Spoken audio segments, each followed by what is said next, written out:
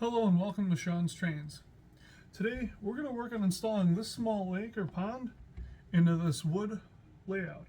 So this is going to be a little bit different than the foam video because I won't be able to just cut through with a razor blade.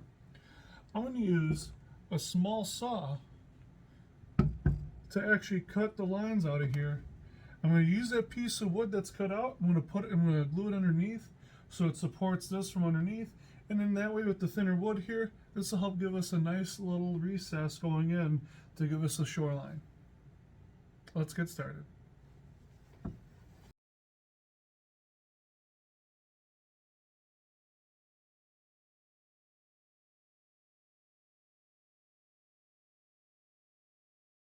Before I get started in cutting, there's a couple of things I really want to make sure I do.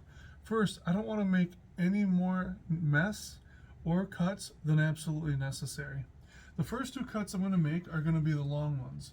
I'm going to see if I can get this saw blade in here without going into that blue tape at all.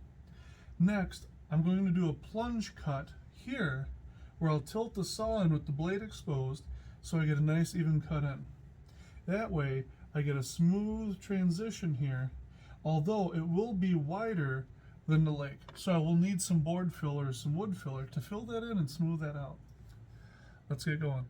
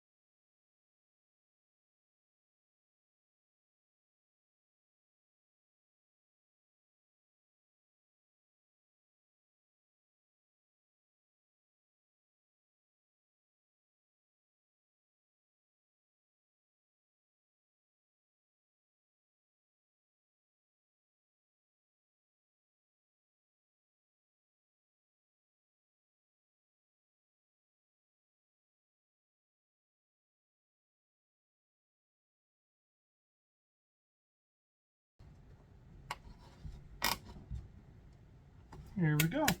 Now as you probably saw me use a palm sander on the actual piece itself. Well, it's a lot easier to sand that off of the layout than it is to sand the layout. As you might have seen, there's some stuff moving around.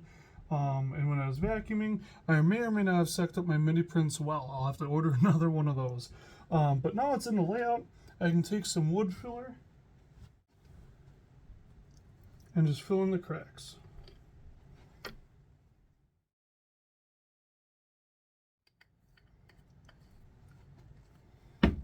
Now, I can let that dry. We can put scenery over it, and you'd barely ever know that there was a hole cut there to put in a lake. Thanks for watching Sean's Trains. Remember, if you're using power tools, make sure you not only wearing safety glasses, but if you're not an adult or you haven't done this before, make sure you have someone who is an adult and has done this before and is familiar with power tools before doing this. This is not something you should take lightly, and this is something you need to be very safe about. You can easily harm yourself or others using power tools, whether the small little matrix saw like this with like a 3 or 4 inch blade, or a larger one, or even a jigsaw. Jigsaw, all you'd have to do different is drill 4 holes and connect the dots, and your piece will drop out.